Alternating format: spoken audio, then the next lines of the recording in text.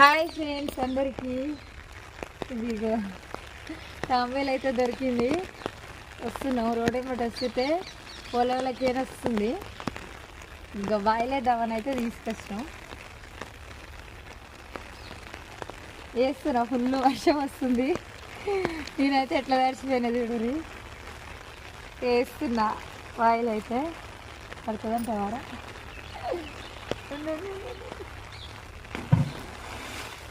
Boil అయితే వేసిన ఈరోజు. అది ఎటు పోనో ఏమో, అందుకే బాయిల్ అయితే వేసిన. నేను రోడ్డు మీద దొరికింది. ఓకేనా మరి బాయ్. మా సైడ్ అయితే మస్తు వర్షం పడుతుంది.